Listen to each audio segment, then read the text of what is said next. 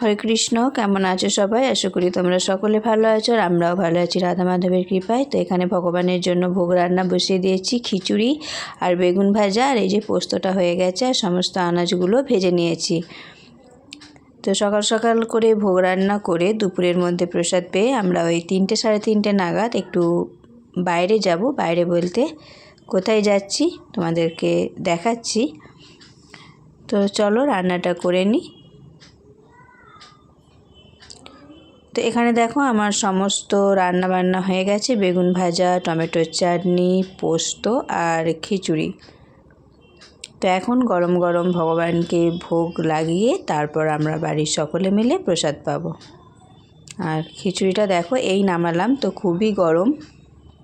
এটা আবার প্রসাদ পাওয়ার অনেকক্ষণ পরে, প্রায় 3টে সাড়ে 3টে মতো বাজে। তো এখন আমরা সকলে মিলে রেডি হয়ে গেছি, আমরা যাব মেলা দেখতে। তো আমাদের এখানে মেলা বসেছে, তাই বাড়ির সকলে মিলে চলে এলাম মেলায়।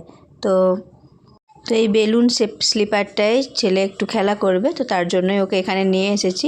আর এই যে দেখো আমার মা এসেছিলো আজকে। তো মা যদিও মেলা দেখার জন্য আসেনি, এমনি এসেছিলো। তো বললাম তো চলো এসে যখন সকলে মিলে মেলা দেখে আসি। আর এই যে ছেলের স্লিপারটায় খেলা হয়ে গেছে, তো এখন আমরা আবার বাড়ি ফিরে যাব। তো আমরা 4:30 ওরকম সময় মেলাতে এসেছিলাম, অনেকক্ষণই মেলা ঘোরা হয়েছে। তো এখন বাড়ি ফিরে যাওয়ার পালা। তো দেখো এখানে নাগরদোলনা, মেলাতে যা যা বসে তাই বসেছে। তো খুব ভালোভাবে তোমাদেরকে মেলাটা ঘুরিয়ে দেখাতে পারলাম না, তো যেটুকু পেরেছি তোমরা একটু দেখে নাও।